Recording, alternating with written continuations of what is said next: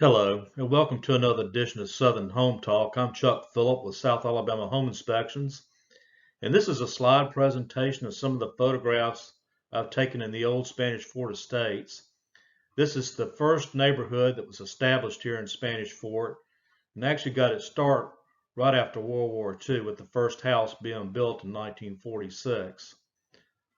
I hope you enjoyed this presentation. I'm going to be doing other ones that's going to follow this one as well.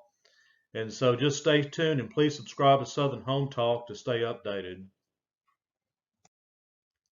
This is a house that's situated along the bluff along Patrician Drive. Patrician Drive got its name from Patrice Fuller. She was the wife of George Fuller Sr., who settled this area in 1927 and opened up a golf course here, also a tourist village in the 30s. And you can see the classic 1950s, early 60s architecture with this flat roof. We do have several houses in both Spanish Fort estates and the old estates that's got the flat roof design. Old Spanish Fort estates was probably without power longer than most of us here in Spanish Fort estates because it received such heavy damage, especially to the power service that went through the neighborhood. A lot of these old poles that you're looking at in this photograph have probably been there for about 50 or 60 years.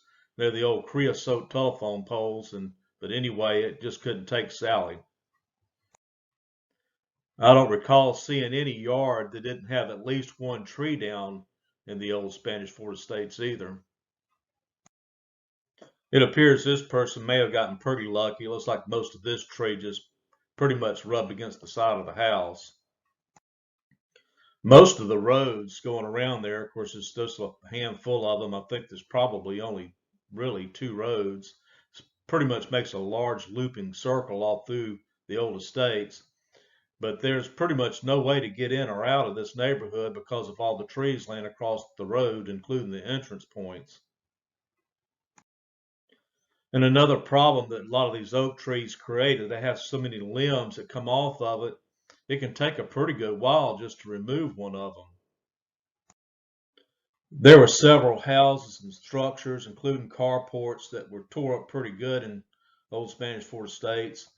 And so now would really be a good time if you have a lot of trees on your property to have an arborist come out and evaluate them to see what kind of hazard they may pose at the next storm that comes through. With slow moving Sally, it left a lot of rainfall, and so that probably saturated the ground to a good degree to where the tree roots just simply couldn't hold anymore. So a lot of these trees just simply just fell over. I have no doubt that the damage would have probably been even worse had these been newer houses. These old homes that were built, most of them in the 1950s and early 60s, they really had some good craftsmanship, and they also had the old growth lumber, which makes these houses pretty strong. And so even though this house got some damage along the side of it, it could have been far worse had this been some of the newer lumber that's available today. Another thing I noticed that a lot of these trees just appear to split and just bust open. And I've noticed that even in my neighborhood where I'm at, which I'm in Spanish Fort Estates, we're there again, we're looking at old Spanish Fort Estates. And so this is another reason why you probably want to get an arborist to come out and evaluate some of these trees, especially if you've got oak trees, to see if that potential issue could be facing one of yours. Some of these trees had been there 50, 60 years, so they survived Hurricane Betsy, Hurricane Camille in 69, and Frederick 79, and Ivan. They've been through quite a few storms, but it seems like this cat too did just as much damage as Frederick did. Looking at the right part of this photograph, there's another example of a red oak just busting open and falling over. And I found that quite often all through this neighborhood and several others. These red oaks would just kind of sort of split. Some of them even split halfway up. And so I've done a little bit of basic research with that. And there's some of it's due to fungus, but I guess it could also be due to some of the beetles and other kind of insects that probably get in these trees and weaken them over time. So that's another reason why you should have an arborist come out and evaluate your trees if you want to keep them. But another issue you look at in this photograph is this rake leaning against this power line. And yeah, it's probably not energized, but the danger is if someone down at the end of the street is running a generator and they don't have the proper transfer switch, which will disconnect it from the road power, they can backfeed this line and all of a sudden you can get electrocuted really easy. But not only that, there's really no way to know if one of these power lines are energized from the local utility. And if that was the case, you'd have 7,200 volts running through this thing. And it's just really dangerous after a storm about these power lines. You got to watch out for them because a lot of times they'll get wrapped up in debris on the ground. You can't even see them. And so just watch out for power lines. That's a little bit closer look at that oak tree that just split and kind of splintered all together. Looks like the majority of it missed the house. I think it may have just probably got the rake edge of the roof line right there. So it's a good thing there was some distance between the tree and the house. Some of these trees were so full of foliage that actually kind of sort of looks like it was planted there on the ground.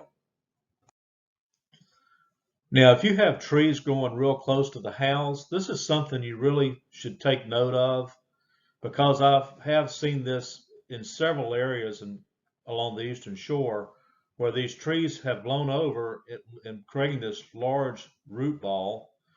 And if you have them real close to your house, it'll destroy it. It'll actually lift your foundation, shift the house, and pretty much destroy the entire structure.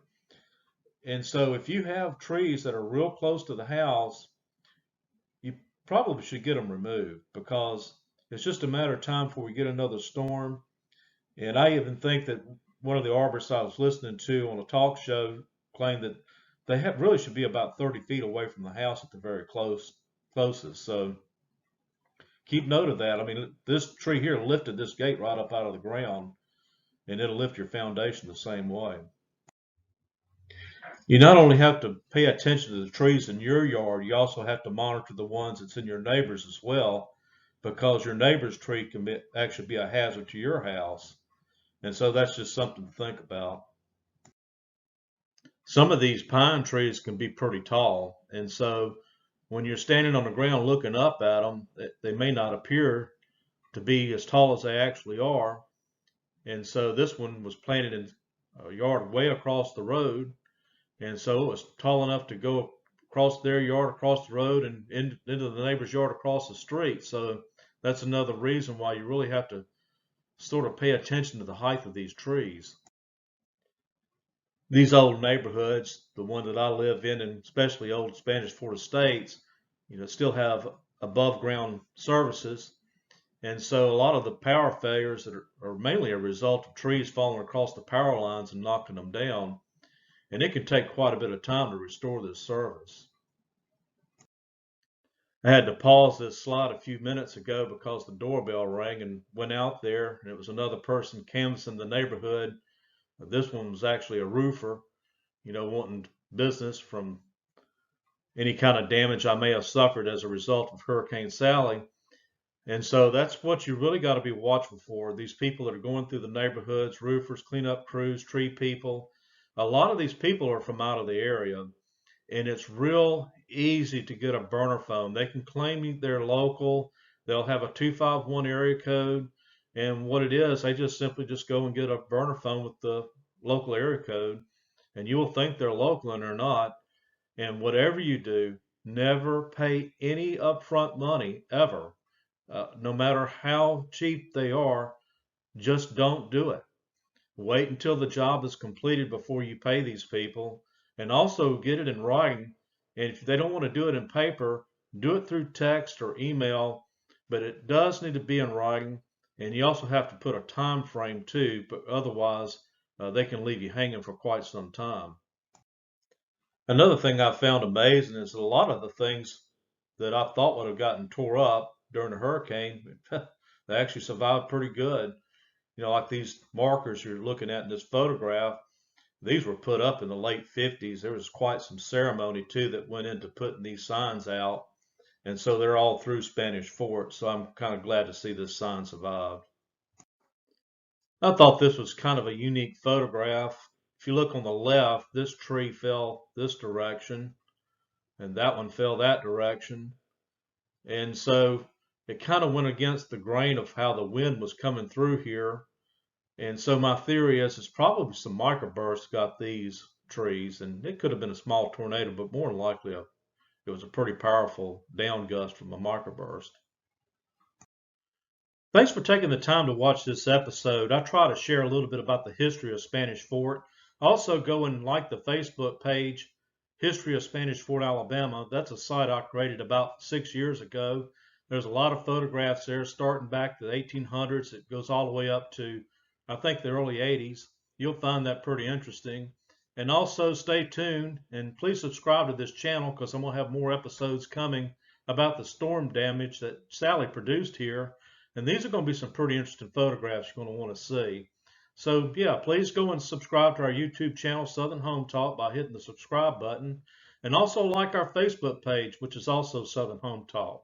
Thanks for watching.